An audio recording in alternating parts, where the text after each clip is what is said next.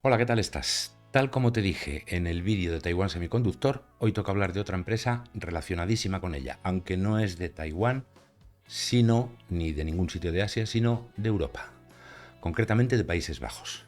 Te doy la bienvenida a este canal de Alfonso Fraile de Libertad con Principios, como por ejemplo el principio del rigor en la información, buscando habitualmente tres fuentes independientes entre sí para conseguir la información.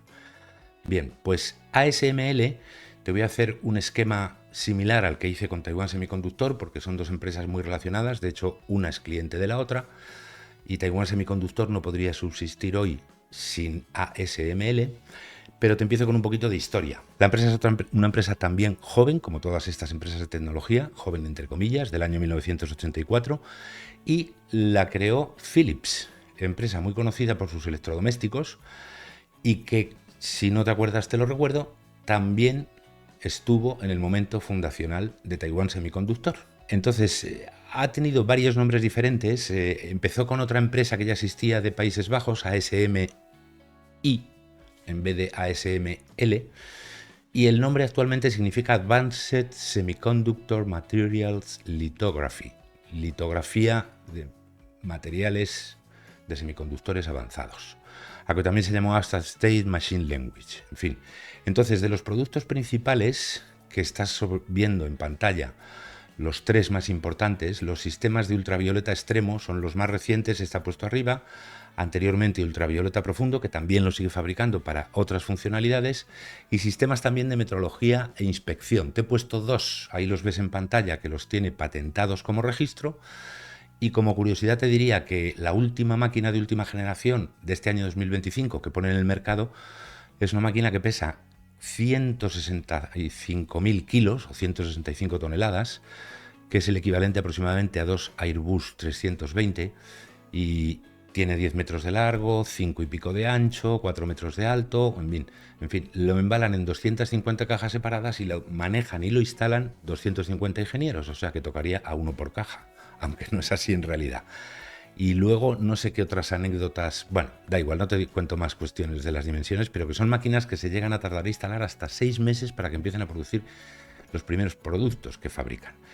En cuanto al punto tercero, crecimiento y evolución, porque esto te lo he puesto en 7 puntos también, pues te diría que entre los principales clientes que ha ido conquistando a lo largo de los años, ahora mismo están Intel, Samsung, la propia Taiwan Semiconductor y Micron Technology.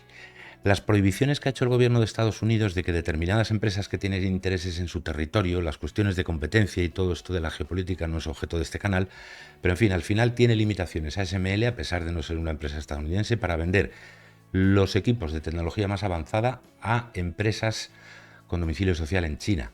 Y eso le ha quitado a algunos clientes. Aunque no era el producto que más vende allí, bueno, no les ha hecho gracia. No sabemos por qué no se ha hecho público con qué cosas les habrán compensado por este sistema mixto de amenazas, recompensas o incentivos, como lo llaman a veces. Pero nada más quería que lo supieras. El impacto principal, y este es el cuarto punto en las inteligencias artificiales, es que es crítico porque tiene la tecnología necesaria para fabricar chips cada vez más pequeños, que es lo que hace Taiwan Semiconductor, pero para hacerlo necesita las máquinas de ASML.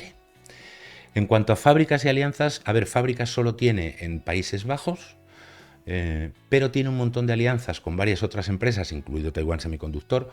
Comparten algunos procesos de fabricación de algunas partes, intercambian ingenieros porque tienen que aprender a instalar la máquina primero y a manejarla después. Esos maquinones tan tremendos requieren muchísimo trabajo, y tiene un montón de alianzas. Te he destacado la más antigua porque tiene que ver con las lentes y con la visión, que es Carl Zeiss, que tiene muchas filiales. Carl Zeiss Jena es una de las más conocidas por el tema de lentes.